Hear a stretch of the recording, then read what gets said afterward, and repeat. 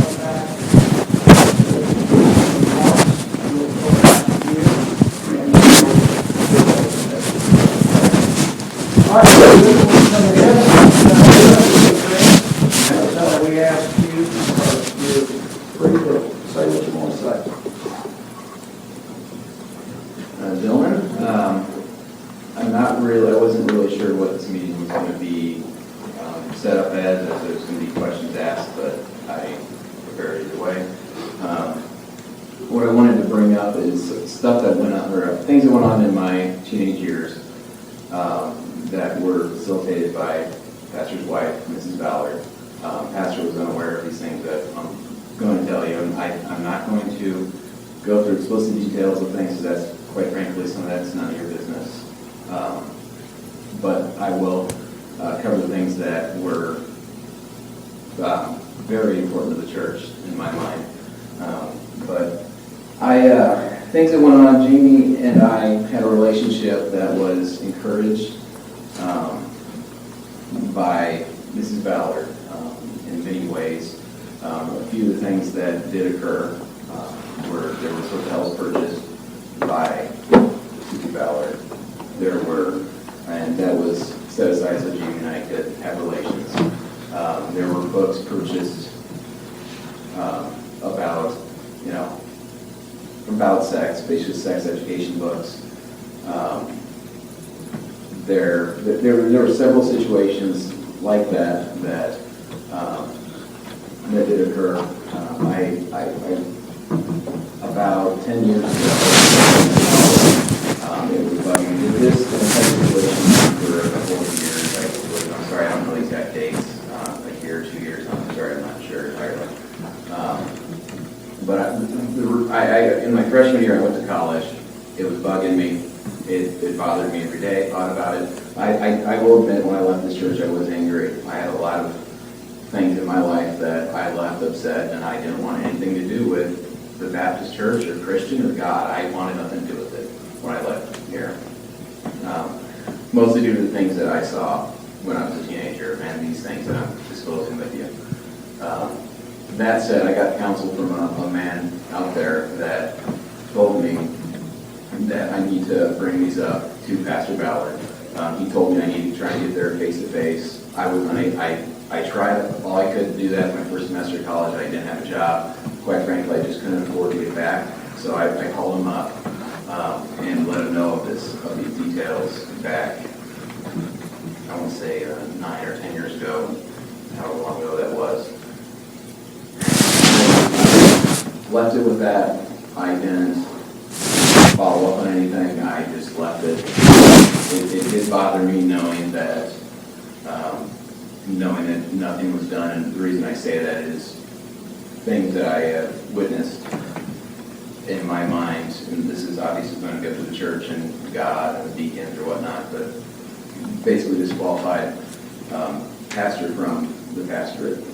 That's not why I'm here. I have nothing against Pastor Ballard. I love him, and unfortunately, I think he was a victim of this as well. But that said, back to my point, I just left it out. The reason I'm talking about all this, I had somebody say to me, "Why now? Why are you doing this?" And I've been, by people in this room, I've been discredited. I've been lied about. I have been. It's pretty sick when you try and stand up for something that happened and you get ridiculed and called a liar by God's supposed people. And I'm sorry, I don't mean it to say that way. It sounds bitter, but that's what has happened in the past 3 days. And it's sickening. Part of the reason why I'm coming forward now is, bottom line is, I started to get a little fired up with the Jack Scott incident, if you want to know. I'm just going to be, right now I'm being 100% open with you. I don't really know where I'm going with this. I didn't know there was going to be guidance in this meeting. But I got fired up thinking, why didn't somebody stand up beforehand? Why didn't somebody do something about this? And it started hitting me like, holy cow, that's me. I need to stand up. And that's what I'm doing. Now, I did bring some evidence before me. I can honestly say, I've had people ask me, well, what evidence do you have? Do you have physical proof to show me that this actually happened? And I think maybe that's why this has gone on so long, why maybe I've been discredited, because I have no evidence. I had several letters and books and from Jamie and also from Mrs. Ballard alike, to talk about this relationship. The day that this all ended, my senior year of high school, I threw the junk out the window because I wanted nothing to do with any of this again. And that's where all my evidence is, in the bottom of a tree somewhere. But I did have a conversation with Jamie this past Sunday, basically asking why now, and I do not want, I'm not here to victimize, I'm not here to say Jamie is, that's not what I'm doing right now. She's a victim in this as well. I take full responsibility for what I did. The things that I did in my teenage years were wrong, and I did them wrong. And I'm not saying that I'm, poor me here, but I am letting you know what happened. I just wanted to read you a few. There's a lot of, I'm going to tell you right now, there's thousands of words in this. I don't know, Pastor, if you've seen this. I can provide you this. I'm not going to pass it around the room because there's some things in here, some words that were exchanged that, but like I said, I'm not going to give it to Pastor. I can give it to you and share it with who you want, and I have no problem with that. Some of the statements is, yes, my mom was out of line to let it happen, but seriously, it was 12 years ago. And I'm paraphrasing. I'm not trying to take anything out of context. Do you want this now, Pastor? I highlighted this just because I don't want it to sound like I'm leaving things. You can leave it. Okay. But I am reading one thing that really apply to the situation. And continuing on, I mean, there was several words taken here. And I will say some of these in here, some of these things that I said in here were attacks on the Ballard family. And, I'm not proud of them, but my family got attacked and I retaliated. Probably not the best thing to do that happened. Another phrase, I'm not condoning anything. This is from Jamie Ballard. I'm not condoning anything that happened. This is one thing which we agree on. It was wrong, all kinds of messed up. Next we see, unlike you, I take full responsibility for my own actions. She worked fine, my mom knew and facilitated it, but I was old enough to know better, and I chose not to go through with it. I could have chosen not to go through with it. I don't recall you being forced to have sex with me. In fact, I remember a few times my mother, after church services, saying that it had to end. I did want to bring that up, that did occur. She did a few times try to stop it, but then it escalated back into what it was. I don't know how or why, but it did. I can think of several times that all three of us attempted to stop it and said, well, I just don't feel right about this. Now, one thing I didn't mention is, you may wonder why I'm saying, well, we thought it was right in our minds. One thing I will say about her is she manipulated both of us and made us think that this was God's will. That it's, God's eyes, you're married, so this is okay. Many quotes like that, and I'm sorry I don't have letters to prove that, but those were things that were passed through my mind. You may also wonder how in the world did this go on for years, a year or 2 years, and not anyone in the church realize it. I can think on several occasions where she would call my mother directly and say, you can come over, Jamie's not here, and say, you can come over and play video games, with Joseph. There were several times she had called my mother and reassured her. The whole time my mother had a problem with it, and she wrote it off because it's the pastor's wife, and there's no way that would happen from a pastor's wife. Several times that happened. This isn't a 1 and 2 time incident. This is several times. When the pastor would go to Providence to teach, I would get a call, pastor's gone. In fact, one time, I don't know if you recall this, but I happened to be there when he forgot something and he showed up and I was there, and I don't remember what was told. Well, he's here for something. I don't recall exactly what, but that did occur. So this was a week late. event. Were condoms purchased by her given to us to use. There was hotel rooms. Well, I'm sorry, I think there was only one incident where she actually purchased the hotel room and, allowed us to use it. The rest of the times were either at a pastor's place, a park. There's just several different incidences happening, so it wasn't just I'm sorry if I'm shotgunning here. I wasn't prepared to give this entire story. I didn't know if you just wanted facts, but all of these things did occur.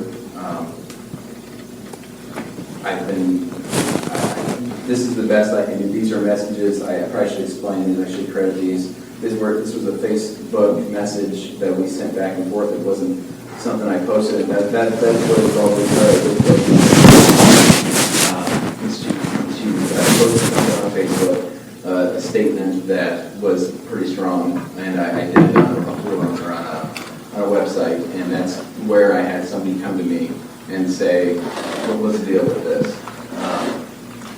A man, he's not in here, but he came to me and he said, my wife's not going to church until it was figured out, and he took it to a few people, and a few people called me a liar, said I'm not a reliable source, and that crazy runs in I generations. said there's no credibility. At that point, there's no credibility. Okay, that's what I want to do. That's why I called you right away, because I wanted to clear that up, and because I wanted to get exact things from The you. world's full of facts. There was no facts. Okay. I just, again, that's, Well, I you keep wasn't trying referring to me in your story. I just want these people to know it's me that called you the liar. There's more. There's not just you. I'm sorry. I'm not trying to point just you out. I'm just letting you know that people are not guilty till proven guilty. It's just hearsay. Sure. That's all I told the person. I'm sorry. I wasn't trying to point you out. No, I'm just giving you an example of why I said that. Okay. And I'm not going to text you to talk to you. Right. That's not a form of communication by me. Right. I called you on your voicemail, so that's beside the point. I'm sorry. That's another situation that, if you want to talk later. All right. So, but there were several people that did refer against this, and it's been somewhat frustrating, but I understand this is something that's so beyond the realm of comprehension that I don't know if half you here believe it, but I'm saying it happened. I've got proof from Pastor's daughter saying it happened. I'll just continue on through here. I don't really know if there's much more in here. There's a lot of words here spoken, a lot of things that, maybe I shouldn't have said, but bottom line is several things, sickening things went on.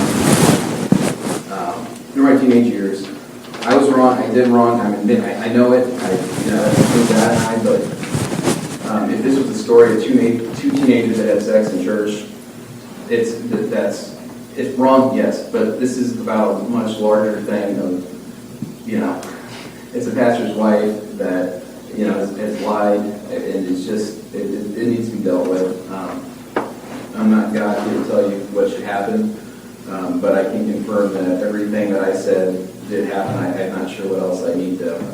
That's fine. I can answer any questions you need me I'll to. ask, here's a question I have. Could you give me the name of the motel that was paid for? Do you need information on that particular location? It was the hotel, southwest side, Hawkeye Downs, it's that McDonald's. There's a hotel right behind it. I don't remember the exact name. It's cool. I'm sorry, I don't. All right. But I'm sorry, remember the name of the hotel doesn't mean 12 years ago doesn't mean it didn't happen. Here's all I want to say with, he's made his statements, he's had his opportunity. You can believe, you can choose to believe all of that, you can choose to believe a part of it, you can choose to believe none of it. I've already related to you that there is a portion of that I do believe is true. I think that my wife did obviously facilitate by opening up our house, having him have access to the situation there at the home and the house. As far as other particulars, do I believe him or Jamie in regards to certain things? No, I don't. Which one, sir? I'm just telling you what I will take responsibility, or I will accept my wife's explanation for different things that happened, and that's where I stand. You have your position, I have my position. Regardless, it's wrong in the context of all that's said or done. You kept using the words victims in all of this situation as a victim. As I see it, there were two young people that made a decision first and foremost before this was ever brought forth to a parent. I want to read a letter that my wife has written. It has pretty much the information that she had shared with me before, and you can make your assessment. As I said, we can sit here all day and say, you did this, I did this was accounted for, no, this is what it was. We're talking events that happened years ago. We're talking, we're talking, and as far as the interpretation between the conversation, the young people, so let me just read what she has read, or she has written, and just to kind of give you some explanation of how it started. It is with deep regret and shame that I write this letter to inform you of my actions during Jamie's high school years. There are several occasions that have been made by, there's several accusations that have been made by Jeremy Williams, Bob, which time I want to give you my story, as ugly as it is, and how you come to whatever conclusions you think are necessary. I preface this information by saying my husband in no way allowed this to happen or hid it, as he was, and he is innocent in this matter. That's true. When it was brought to his attention several years ago, he dealt with us as a family the best he knew how, and as he allowed others to do in their own family issues with their children when sin arose. He then left the matter in the hands of the accuser to take whatever avenue he felt, wanted, needed to pursue. Jeremy told me to do nothing further at the time. And I want to just say this. When you called me on the phone, you were saying you wanted to clear your conscience. You wanted to make this right before God. You were feeling guilty toward me and didn't feel like you could look at me without having said this. You were about to either get engaged or get married. You met Kim. I had told you or asked you if you had confessed this before the Lord. You had said that you had confessed it, made it right. You wanted to get married and start with a clean slate and so forth. And what I told you at that particular time was, son, if you confessed it before God, He has forgiven you. You go on, live your life, put this behind you. Put the burden on me. I'll carry the burden for you. And then he said, what about my mom and this other individual? I said, well, I don't know if your mom is at a point where stable, if it would have been good for her at that time. I said, but you do what you feel like is necessary. And the same thing I said, sir, if you'll remember, whoever it was that was counseling you, I said, if you need to take that further to them, then you feel free to go ahead and do so.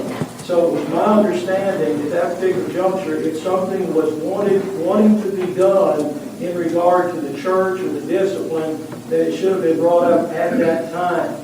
When I approached my daughter and my wife about those things, they had admitted to hiding information, and my wife admitted to the fact that there was things going on and she was aware of those things. Now the facilitation may be in question as far as that is concerned, but she took responsibility and admitted to me the wrongdoing that had occurred and took responsibility for that. My daughter Jamie had gone through another difficult time, probably relative to the hangover that took place from the days back in high school that she never dealt with, and led her into an emotional roller coaster ride. I believe was her breakdown. Okay? So dealing with her was a little bit different because of the mental and the spiritual condition that was lacking at that particular time. She was not involved in church. She was not here in any ministry. She wasn't even coming regularly. So there was no church discipline that could be taken on her for those actions that had happened at that time.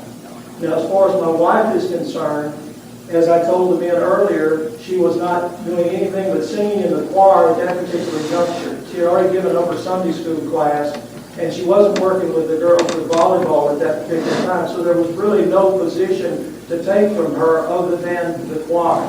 And because she was my wife, and as a personal matter between a husband and wife, I dealt with it accordingly as a husband and a wife, not as a pastor to a woman in the church. And as doing such, we got those things right with each other. She got those things right with God. Now, she didn't call you on the phone to tell you that, nor did you call me back on the phone anymore after that fact either. So I never heard from you until you were getting ready to resign your position and you were going to move back to Iowa, to which you told me you were excited about coming back to Iowa. You had a lot of plans and ideas for the bus ministry and video, and man, you were all gun-ho about, coming back and getting in the ministry. I saw you a few times, and then I never saw you anymore. Now understand, if someone said, you got here and then saw my wife in a leadership position, and you said, how in the world could that person be in a leadership position? Well, this was on down the road. Apparently, if you got your life right with God, there's no reason she couldn't get her life right with God and go on to do whatever she was doing at that particular time. Now, to go back and today, it's almost as if you're saying that this is still going on and my wife is still responsible in some way for these actions. She's gone on beyond that. She's taken accountability for that. She's expressed sorrow for those decisions. We've got a daughter that has gone through an emotional roller coaster, 2 suicide attempts, is on multiple drugs at this particular time, and I'm sure stemming back partially from those particular times that were never dealt with accordingly. Now, if you want to continue to just say, well, this woman, you're the victim here. And that's what I'm saying. I'm the victim. I'm one of these IVF victims. Okay. That we're in. Listen, I'm talking. Yes, sir. I'm in a church. I'm in this particular situation. And so I'm wondering where the concern is for Jamie's reconciliation. Where is the concern for her being right with God or my wife being right with God? And again, I'm not defending my position. These men will make their decision. They will do what's best for this church. I am for that. But I am saying to you that as far as my wife and I are concerned, we ask the Lord to restore this relationship, take responsibility for it, and then go on from there. Now, as far as all of this stuff that happened, whether it's books, motels, whatever the things are, it's not going to get any more bizarre than the fact that you let it was let go in my house. And I understand that. And I'm appalled at that. Please understand, I'm appalled at that. And those actions and so forth. All right? But as I said, I treated her just like I would have treated you. The same way that I encouraged you, the same way that I tried to build you up. I never came to you with an attack. You slept with my daughter. You took advantage of my daughter. Basically, you molested my daughter. But I didn't come this way. You had sex. No, you can't go. Okay. Can't call me a molester. And I just said that. One second, please let me. You've gone on quite a while. I just want to point out that I'm not here saying I didn't do wrong. But I will say, I'm a 16-year-old boy, that's a 16-year-old girl. The pastor's wife has justified in their minds that what they're doing is okay by the Bible. You think that that's not sickening? Well, again, and then you also said she didn't facilitate it. That's Here's where things started. Here's what started it all was Northwest. When we were over there, Jamie says to me, I think my mom will let us kiss. Okay? We went back to the hotel. No, this is something we don't need. Okay, No. This is showing that she was celebrated. We don't need it. I don't believe. We get to We know that. what happened. I'm trying to get you to see as far as what has happened. And the thing is, As far as you are concerned, I gave you the encouragement, I gave you the restoration. But I wasn't a gave pastor's wife. you- That's the bottom line. But you're a Bible, you're a preacher. You call yourself a preacher. You went to Bible college. If she's a pastor's wife, you're a preacher, I'm a preacher. We're still accountable. If we're in that position, okay, the point is, I'm helping you. I never attacked you. I'm not attacking you now. I never I am came. exposing things like this that should have been brought before the church and this society. This right that we have this lady as the pastor's wife. It's been dealt with. That, It's been Has dealt this been with. brought to the church, sir? Is this the It's been dealt with. I agree, that's another thing. 100%. You have done No, enough. you've done enough. You're 16, you weren't stupid. You know what, you gotta have moral, Jeremy. No, we need to go. What? No, I'm not going out for the hearing. No, I'm not for the question. no, I'm just walking out. Sit.